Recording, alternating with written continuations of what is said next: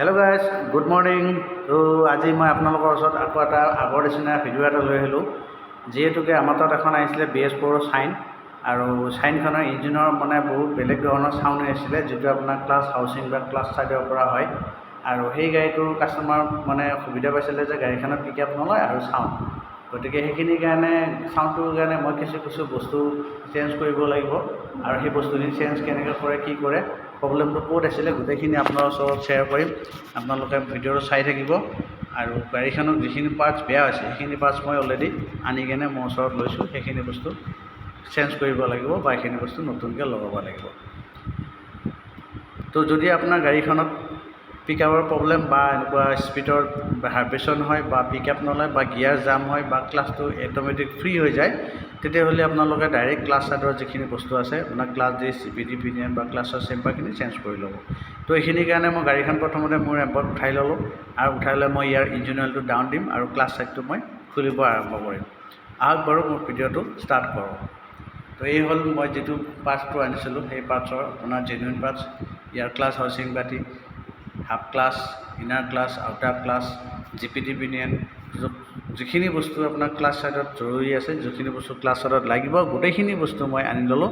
আপোনালোকৰ ওচৰত মই গোটেইখিনি দেখুৱাই দিছোঁ, আৰু মই গাড়ীটো খুলিব ষ্টাৰ্ট কৰিম। তো খুলিবৰ কাৰণে যিখিনি সঁজুলি লাগে, আপোনাৰ যিখিনি স্পেচিয়েল টুলছ লাগে বা যিখিনি বস্তু লাগে, গোটেইখিনি মই ৰেডি কৰি ল'লোঁ। আৰু প্ৰথমতে মই ইঞ্জিন অইলটো ডাউন দিম। তো ইঞ্জিন অইলটো ডাউন দিব ষ্টাৰ্ট কৰিছোঁ। আৰু গাড়ীখন খুলিলে কিছুমান কি হয়, ক্লাছ ছাইডৰ আপোনাৰ বল্টটো খুলিলে ক্লাছ ছাইডৰ কিছুমান বস্তু ওলোৱাত সুবিধা হয়। সেই গতিকে মই চাইলেঞ্চাৰৰ যিটো পিছফালে একজষ্টৰ নাট থাকে তাক মই ডাউন কৰি দিছোঁ, আৰু ইয়াত মোবিল ডাউন দিছোঁ। মোবিলটো পূৰা বেয়া হৈ গৈছে, যিহেতুকে ইঞ্জিনৰ ক্লাছ ডিছ জ্বলি গৈছিলে। তো সেই গতিকে মোৰ ক্লাছ ডিছ জ্বলাৰ গতিকে মোবিলটো পূৰা বেয়া হৈ গৈছিলে। আপোনালোকে লক্ষ্য কৰিব, এই মোবিলৰ অৱস্থা এইটো এনেকুৱা। নৰ্মেলি মোৰ ইঞ্জিন অইল যিটো থাকে, ইঞ্জিন অইলটো আপোনাৰ ভালে থাকে। যদি আপোনাৰ ক্লাছ ছাইডৰ যিটো ডিছবিলাক বেয়া হৈ যায় বা খহত আহে, যিবিলাক কাৰ্বন চাৰ্বন থাকে, সেইবিলাক পৰিলে এই বস্তুটো এনেকুৱা প্ৰব্লেম হয়। তো মই খুলিব ষ্টাৰ্ট কৰিছোঁ বা খুলি আছোঁ, আপোনালোকে চাই থাকিব। আৰু মোৰ ভিডিঅ'বিলাক চাই আপোনালোকে লাইক, কমেণ্ট, শ্বেয়াৰ কৰিব। ভিডিঅ'বিলাক চাই কিবা নহয় কিবা এটা মই আপোনালোকক দেখুৱাব বা কিবা এটা জনাব বিচাৰোঁ। আপোনালোকে ভিডিঅ'বিলাক চাই থাকিব। আপোনালোকে ভিডিঅ'বিলাক চালে আমাৰ ভিডিঅ' বনাবলৈ উৎসাহ বাঢ়ে, আৰু আমি নেক্সট ভিডিঅ' বনাবলৈ চান্স পাওঁ। সেই গতিকে ভিডিঅ'বিলাক যিমান পাৰে আপোনালোকে চাব আৰু যিমান পাৰে শ্বেয়াৰ কৰিব, যাতে এই ভিডিঅ'টো চাই বেলেগ এজন মেকানিক ভাই বা কাৰোবাৰ এজনৰ সুবিধা হয়। তো এনেধৰণে মই ক্লাছ ছাইডটো খুলিলোঁ, আৰু ক্লাছ ছাইড খোলোতে ক্লাছ ছাইডৰ এইটো চাওক কেনেকুৱা ধৰণৰ আপোনাৰ কাৰ্বন বেয়া লেতেৰা জমা হৈছে। আৰু এই কাৰ্বনটো একচুৱেলি হয় আপোনাৰ যিটো ডিছ থাকে, ডিছটো যদি ক্ষয় যায়, এই ডিছটো ক্ষয় গ'লে এইটো মোবিলৰ লগত বা ইঞ্জিনৰ লগত এইটো মিক্স হৈ কেনে এইটো লেতেৰা হয়। আৰু গোটেইখিনি কাম কৰিবৰ কাৰণে মই গোটেইখিনি খুলি ল'লোঁ। আৰু আপোনাৰ ক্লাছ ছাইডৰ যিটো গাস্কেট আছে, যেতিয়াই আপুনি ক্লাছ ছাইড খুলিব, ইয়াৰ গাস্কেট চেঞ্জ কৰিব, ইয়াৰ ৰাবাৰ জাতীয় বস্তু আছে এইবিলাক চেঞ্জ কৰিব। ইঞ্জিন অইল চেঞ্জ কৰোঁতে মোবিলৰ ৱাছাৰটো চেঞ্জ কৰিব, মোবিলৰ ড্ৰেইনত ৱাছাৰ চেঞ্জ কৰিব। আৰু এইখিনি বস্তু খুলিবৰ কাৰণে মোৰ তাত যিটো স্পেচিয়েল টুলছ আছিল, মই টুলছটো আপোনালোকৰ ওচৰত দেখুৱাই দিছোঁ। তো কিছু বস্তু আমি নিজে হাতে বনোৱা আছে টুলছটো, আৰু কিছু টুলছ আমি কিনা আছে। গতিকে এইটো যিটো মই দেখালোঁ সেইটো মই বনোৱা হয়, আৰু সেইটো আপোনাৰ যিটো ৱেট কুলাৰ বা ফাচাই ধৰিবৰ কাৰণে সুবিধা হয়। তো এইটো এটা আমাৰ স্পেচিয়েল টুলছৰ হয়। এইটো মানে স্পেচিয়েল টুলছ লগোৱাৰ কাৰণে যিটো মই বনোৱাটো টুলছ আছিল, যিটো বনোৱা পুলাৰ আছে, সেই পুলাৰটো ইয়াতে বহাই কেনে এইটো খুলিম। আপোনালোকৰ যদি তেনেকুৱা কাম কৰিলে বনাই লয়, তেতিয়াহ'লে ভালে হ'ব। আৰু আমি নাটটো খুলিবৰ কাৰণে সচৰাচৰ কি হয়, বহুত বল লাগে। বল লগাৰ কাৰণে আমি যিটো ছাছপেনশ্যন মানে চকেট জাবৰ যিটো পাইপ বুলি কওঁ আমি, সেই পাইপটো আমি লগাই কেনে হাফ এক্সেলত বা সেনেকুৱা হেৰি লগাই খুলিবৰ কাৰণে সুবিধা হয়। আমি সেনেকৈ খোলোঁ। আপোনালোকেও চেষ্টা কৰিব, মেকানিক ভাইৰ কাৰণে বিশেষকৈ এনেকুৱা কাম কৰিব চেষ্টা কৰিব। টাইট দিবা বা খুলিবৰ কাৰণে সেই চকেট জাবৰ পাইপ থাকিলে আপোনালোকে, বা আপুনি ৰিফিল বুলিও কয়, আমি পাইপ বুলি কওঁ, যোনে যি বুলি কয়, চকেট জাবৰ পাইপ বা চকেট জাবৰ ৰিফিল বুলি কয়।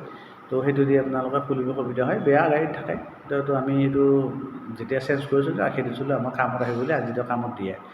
তো এইবিলাক চাব, যিটো হাউচিং বাতি বা আপোনাৰ ক্লাছ, আউটাৰ ক্লাছ বা ইনাৰ ক্লাছ মই গোটেইখিনি খুলিছোঁ। ক্লাছ ডিছ, প্ৰেছাৰ প্লেট গোটেই খুলিছোঁ। গোটেই খোলাৰ পাছত এইটো বেয়া হৈছে। আৰু এইটো যিটো হাউচিং বাতি বুলি কয়, হাউচিং বাতিটো আপোনাৰ পিছফালৰ যদি পিনিয়ন আছে, পিনিয়নটো পূৰা ক্ষয় গৈছে, আৰু লগত যিটো এলুমিনিয়াম বাতি থাকে সেইটোও ক্ষয় গৈছে।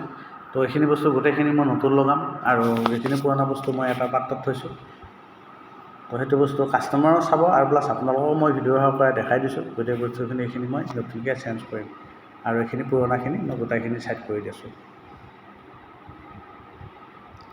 কেতিয়াবা কি হয় আপোনালোকে ধৰক কিছুমান পাৰ্টছ অলপ বা পোৱা অলপ অসুবিধা হয় আপোনালোকে যিমান পাৰে জেনুইন মাল লগাব জেনুইন মাল লগালে গোটেইখিনি ভাল হ'ব আৰু এইটো মই পিনিয়নটো দেখাই আছোঁ পিনিয়নটো পূৰা প্লে হৈ আছে ইয়াৰ যিটো ভিতৰত ৰাবাৰ কিট থাকে সেইটো এডজাষ্ট কৰি মানে বনোৱা যায় কিন্তু একচুৱেলি আমি ইয়াতে নবনাওঁ আমি ডাইৰেক্ট নতুনে লগাই দিওঁ গতিকে আমাৰ তাত নতুনে হ'ব নতুন লগা আৰু এইটো ক্লাছৰ এইটো বাহিৰ যিটো আউটাৰ ক্লাছ আছে এইটো খৈ গৈছে সেইটো মই দেখাই দিছোঁ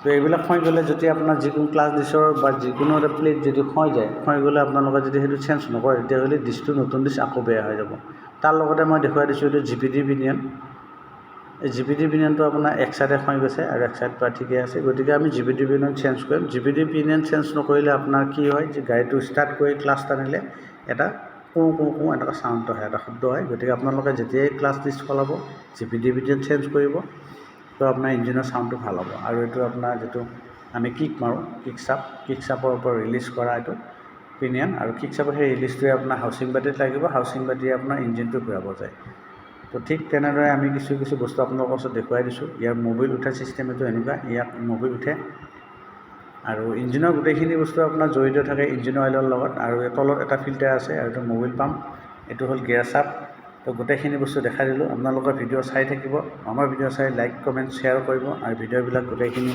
আপোনালোকে পৰিপাটিকৈ চাব তো এইটো হ'ল মবিল চেকনি বুলি কয় যিটো মবিল ফিল্টাৰটো আজিকালি বাহিৰত দিছে আগৰ গাড়ী যিবিলাক আছিলে ভিতৰত আছিলে গতিকে এইটো খুলি ল'বৰ কাৰণে অলপ মানে নুখুলে আৰু কিছুমানে কয় যে নুখুলোঁ বুলি কিন্তু একচুৱেলি খুলিলে মানে ভাল ইয়াক খুলি চাফা কৰি থাকিব লাগে তেতিয়া আপোনাৰ ইঞ্জিনৰ যিটো ইঞ্জিন ওপৰলৈ যিটো আপোনাৰ উঠি যায় এইটো উঠাটো সুবিধা হয় ই জাম থাকিলে ইঞ্জিনটো মানে ব্লকলৈকে মবিলটো উঠি নাযাব কাৰণে আপোনাৰ গাড়ী চিজ হোৱাৰ চান্স থাকে গতিকে আপুনি এইটো উঠাই ল'ব বা আপোনালোকে এইটো যেতিয়াই ছাৰ্ভিচিং কৰে এখন চাকানি খুলি পেট্ৰলেৰে ৱাছ কৰি ল'ব আজি ভিডিঅ'তে ইমানতে আহিছোঁ বাই বাই